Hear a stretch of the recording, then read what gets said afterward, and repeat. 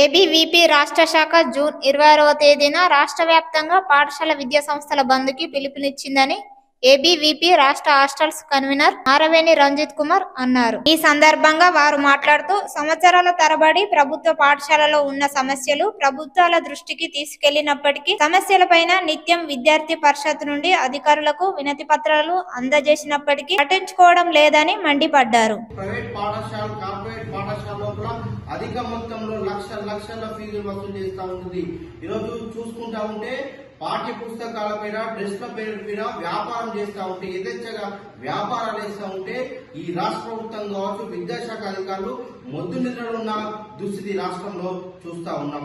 ఈ రాష్ట్రంలో ఇంతవరకు విద్యాశాఖ మంత్రి లేని దుస్థితి రాష్ట్రంలో చూస్తా ఉన్నాం. వెంటనే ఈ యొక్క విద్యా హక్కు చట్టాన్ని అమలు చేయాలని, ఫీజు నియంత్రణ చట్టం అమలు చేయాలని, అదేవిధంగా రాష్ట్రంలో ప్రభుత్వ పాఠశాల సమస్యలన్నీ కూడా పరిష్కరించాలని రేపటి రోజున అఖిల భారతీయ విద్యార్థి పరిషత్ ఏబీవీపీ ఆధ్వర్యంలో రేపటి రోజున ప్రభుత్వ పాఠశాలలు మరియు ప్రైవేట్ కార్పొరేట్ పాఠశాలలు బంద్ను ఇవ్వడం జరుగుతూ ఉంది. ఈ యొక్క బంద్కు ప్రతి యజమాన్యం కూడా అలాగే విద్యార్థుల తల్లిదండ్రులు విద్యార్థులందరూ కూడా సహకరించాలని ఏబీవీపీ మీ అందరికీ కూడా కోరుతా ఉంది. అలాగే సమస్యలు పరిష్కరించకుంటే మేము గతంలో అనేక కూడా కంప్లైంట్ చేయడం జరిగింది.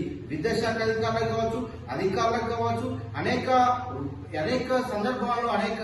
సందర్భాల్లో మేము అనేక ఉద్యమాలు చేసినా కూడా ఇంతవరకు స్పందించలేదు. ఈ సమస్యలు పరిష్కరించకుంటే రానున్న రోజుల్లో మంత్రులను ఎమ్మెల్యేలను ఎక్కడికక్కడ ముఖ్యమంత్రి కూడా ఎక్కడికక్కడ రాష్ట్రంలో ఉన్నటువంటి ఏబీవీపీ కార్యకర్తలు విద్యార్థులందరూ కూడా అడ్డుకుంటారని తరిమి కొడతారని ఈ సందర్భంలో హెచ్చరిస్తా ఉన్నాం.